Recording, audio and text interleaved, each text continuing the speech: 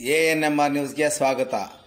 ಹೆಚ್ಚಿದ ಬೀದಿ ನಾಯಿಗಳ ಹಾವಳಿ, ನಗರದ ಜನ ಜಾನುವಾರುಗಳು ತತ್ತರ.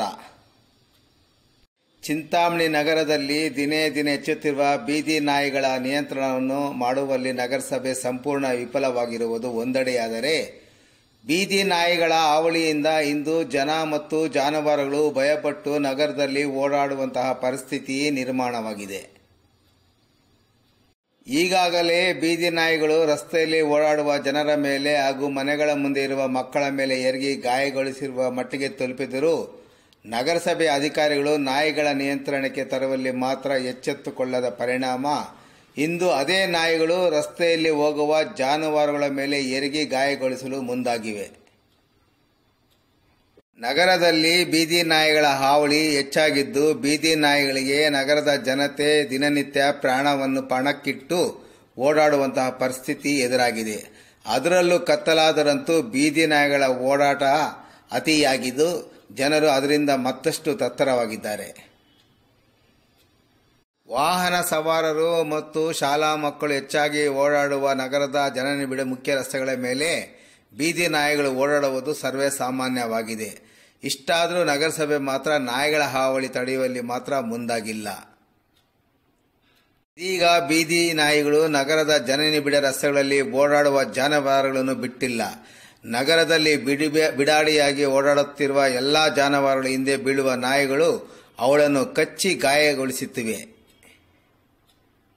ನಗರದ ಪ್ರತಿಷ್ಠಿತ ಬಡಾವಣೆಯಾದ ಕೆಆರ್ ಬಡಾವಣೆಯ ಆರ್ಕೆ ನರ್ಸಿಂಗ್ ಹೋಮ್ ಸಮೀಪ ನಿನ್ನೆ ಕುದುರೆ ಮರಿಯೊಂದನ್ನು ನಾಯಿಗಳ ಹಿಂಡು ಕಚ್ಚಿ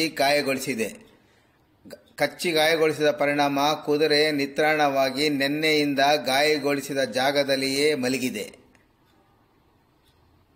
ಕುದುರೆ ಮರಿಗೆ ಬೇಕಾದ ನೀರು ಮತ್ತು ಆಹಾರವನ್ನು ಸಾರ್ವಜನಿಕರು ಒದಗಿಸುವಂತಹ ಪರಿಸ್ಥಿತಿ ಒದಗಿ ಬಂದಿದೆ. ತಾಯಿ ಕುದುರೆ ಮಾತ್ರ ಮರಿ ಕುದುರೆಯ ಸುತ್ತು ತಿರುಗಾಡುತ್ತಿರುವುದು ನೋಡಗರ ಮನ ಕಲಕುವಂತಾಗಿದೆ. ನಗರಸಭೆ ಕಳೆದ 4 ವರ್ಷಗಳ ಹಿಂದೆ ನೂರಾರು ಬೀದಿ ನಾಯಿಗಳಿಗೆ ಸಂತಾನಹರಣ ಶಸ್ತ್ರಚಿಕಿತ್ಸೆ ವೆಚ್ಚವನ್ನು ಭರಿಸಿದ್ದು ಬಿಟ್ಟರೆ, ಇದುವರೆಗೂ ನಾಯಿಗಳ ಸಂತಾನಕ್ಕೆ ಮತ್ತು ನಾಯಿಗಳ ಸಂಖ್ಯೆ ಕಡಿಮೆ ಮಾಡಲು ಮುಂದಾಗದೇ ಇರುವ ಪರಿಣಾಮ ಇಂದು ಬೀದಿ ನಾಯಿಗಳ ಹಾವಳಿ ಹೆಚ್ಚಾಗಲು ಕಾರಣವಾಗಿದೆ. ಬೀದಿ ನಾಯಿಗಳ ನಿಯಂತ್ರಣಕ್ಕೆ ಕ್ರಮ ಕೈಗೊಳ್ಳುವುದಾಗಿ 2017 ಸೆಪ್ಟೆಂಬರ್ ಮೊದಲ ವಾರದಲ್ಲಿ ಭರವಸೆ ನೀಡಿದ ಅಂದಿನ ಪೌರಾಯುಕ್ತರು ಮತ್ತು ಈಗಿನ ಪರಿಸರ ಅಭಿಯಂತರು ಈ ವಿಷಯದ ಬಗ್ಗೆ ಮರೆತು ಹೋಗಿದ್ದಾರೆ.